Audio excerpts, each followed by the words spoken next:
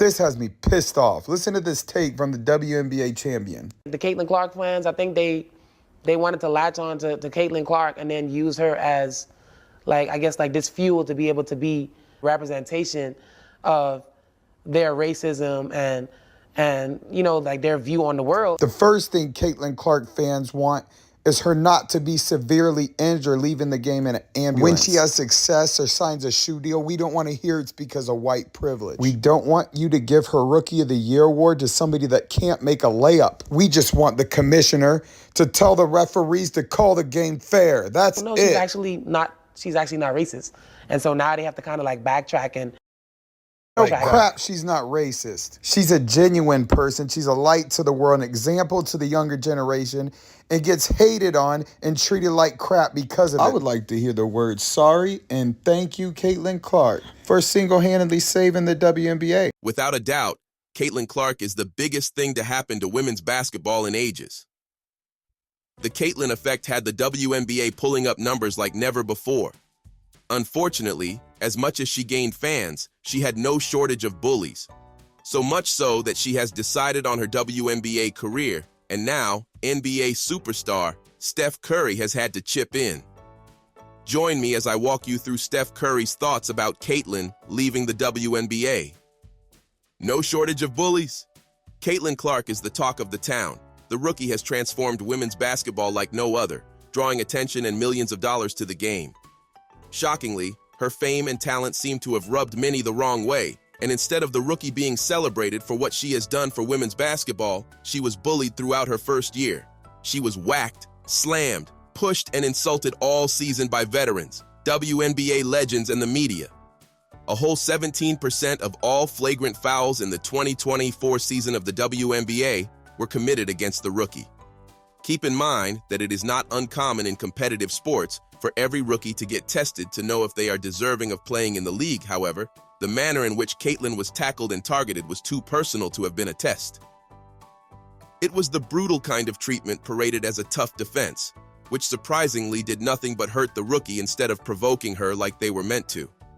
Take the Seattle Storm as a good example of teams looking to hurt Caitlyn Clark to provoke her.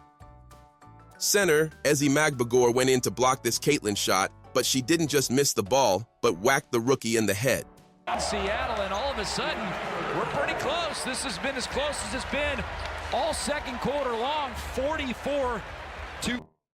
Obviously, it would be easy to see this play as a great defense, but Magbegor closes out hard on Caitlyn's drive.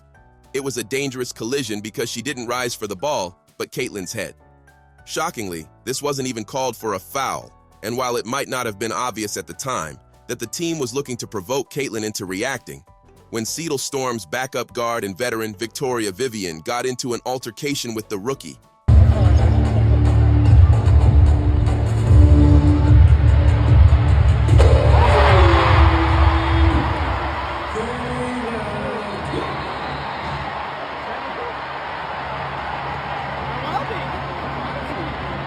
At first glance, it looked like petty trash talking, but the rookie had to admit that she lost it at that moment because she was continuously getting hammered. I feel like I'm getting hammered. I don't know. I appreciate Christy getting a tech too. Like, I don't know. The situation shockingly only got de-escalated because the ref called a double technical foul after 30-year-old Vivian kept going at the 22-year-old guard. Vivian, a former Indiana Fever's guard, was clearly trying to bait Caitlyn here, and while she almost succeeded, this was shockingly the MO of the Seattle Storms all season. Late in the season, six-time All-Star Skylar Diggins-Smith seems to purposely crash into Caitlyn Clark after the Fevers beat the Storm.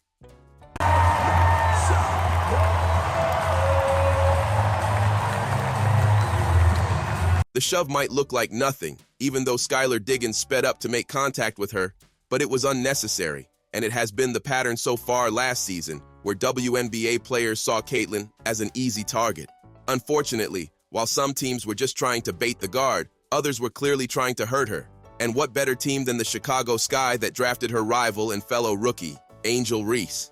The infamous Chennedy Carter shove caused worldwide discussion and shed light on how the league was bullying the rookie. And Clark. I mean, that's clear, which was called. The question is, will they call it unnecessary? Kennedy Carter. But it's important to know that just 13 games into her WNBA career, Caitlyn Clark was getting whacked by her fellow rookie like this. Kicking it out, Evans fakes the three, takes the two, and knocks it down. A lot of contact. 50-50. 50-50.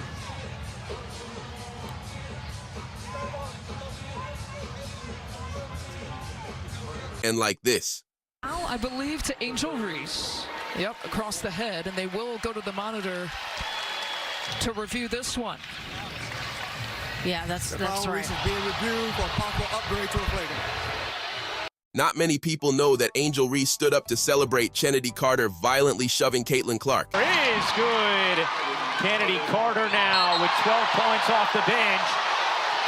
In any case, Kennedy and Angel Reese aside, the rest of the team seemed to be in on it about hurting Caitlyn Clark because all 4 of the 5 flagrant fouls committed on the guard in the 2024 season were from the Chicago Sky players. Here is Sky guard Diamond DeShields committing a reckless foul on Caitlyn on her way to the basket. Here's Clark for 29 points, gets tripped up.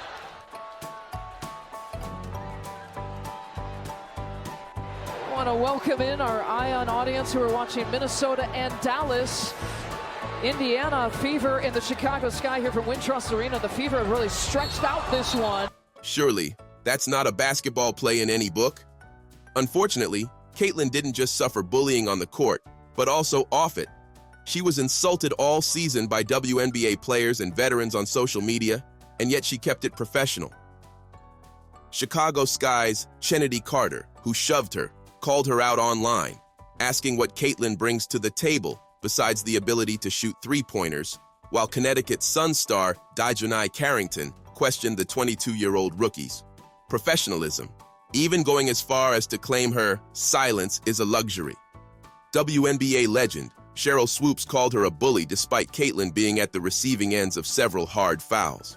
But with Angel, she's rugged, right? She's a rugged girl, right? She's built for trying to bully. She's a bullier, right? No one feels sorry for the bullier. She's not a bully. She's not a bully. Oh, you probably just never seen the poster. She's bullying the veterans. She's not a bully.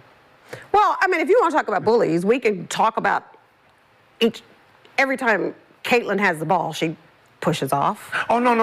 I'm just saying, like... But she has that advantage.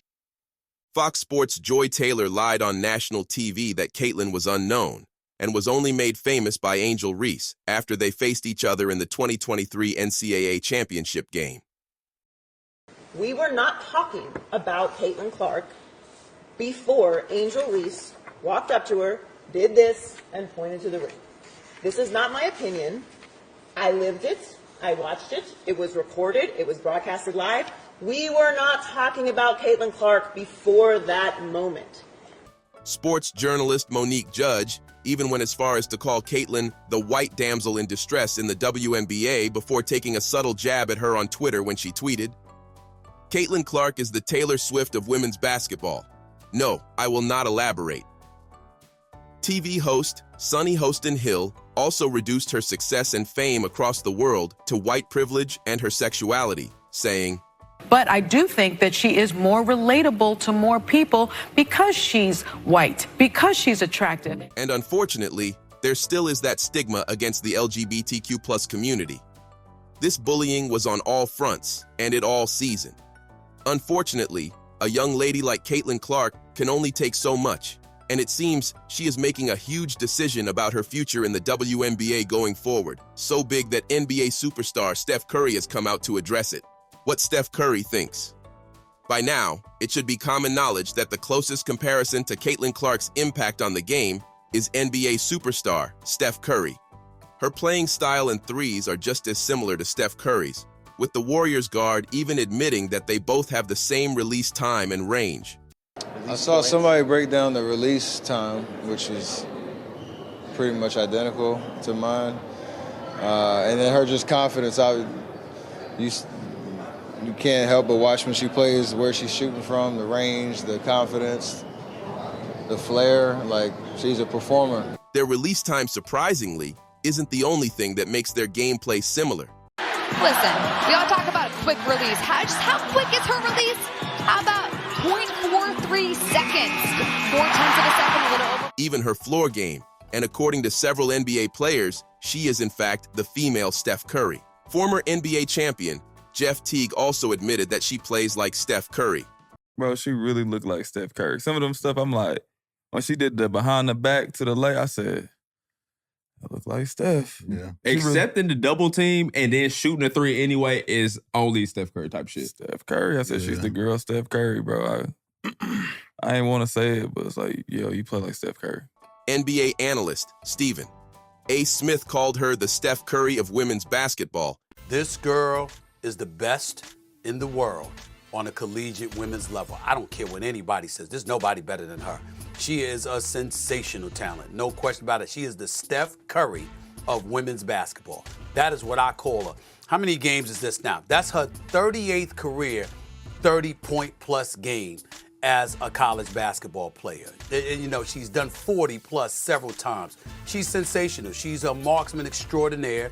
And she's a wonderful, wonderful person, incredibly articulate as well. And I think that what you'll see is the WNBA. You'll see people clamoring for her. Just watch the game because we love the women's game. I enjoyed it when I was at the WNBA finals, that championship game between the Aces and the Liberty. I got to tell you something.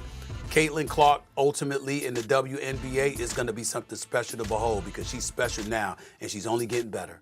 And Shaquille O'Neal went on Angel Reese's podcast to call Caitlyn the Steph Curry of women's basketball. Why do you think people love Caitlyn Clark besides her skills? She can shoot threes from logo. We never seen that before. That's my point. Steph Curry, a little kid. Like Steph Curry, I love. You know why I love Steph Curry? Because I've never seen that before. In any case, while talking about Caitlyn's impact and talent, the four-time NBA champion acknowledged how generational Caitlyn is and took his time to defend her from the comparison because, according to Steph, the comparison takes away from the rest of her game because her game is refined, not to mention that she is such a brilliant floor general. The NBA superstar also took time to confront the bullying the youngster experienced in the WNBA, calling it unnecessary, because what Caitlyn Clark has done for women's basketball deserves praise instead of the usual bullying and insult. When she shows up, the seats are filled and there's a different energy, Curry said. Steph Curry later explained that while the game of basketball has to be competitive, it isn't fair that Caitlyn has a target on her back when she has done nothing but stay professional. He advised her to keep her head down and avoid making any rash decisions because she is very important to women's basketball. Steph Curry, however, hasn't been the only person in the NBA to call out this unnecessary bullying that Caitlyn has faced and advise her what the NBA thinks about her bullying. Caitlyn Clark getting bullied this much as a rookie has surely caught the attention of not just Steph Curry, but several others in the NBA. Former NBA star Matt Barnes was one of the first to come out to defend the rookie after the Chennedy Carter incident. The former Lakers small forward addressed Caitlyn's teammate and coach for allowing other teams to bully their star player without repercussions.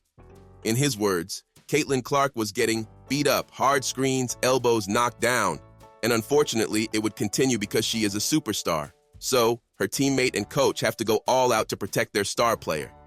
I've seen a couple of girls smirk when she's got knocked down, half-assed to pick her up. Like, y'all supposed to protect the asset, protect the star. And although this is a team, you always protect your star, Matt Barnes said. LeBron James, who knows firsthand what it's like to be the face of the league as a rookie, also came out to root for the young guard. Because despite the bullying, she is the reason a lot of great things are happening to the WNBA. Don't get it, Ked up. Caitlyn Clark is the reason why a lot of great things are going to happen for the WNBA. I'm rooting for Caitlyn because I've been in that seat before. I've walked that road before. I hope she kills, LeBron said.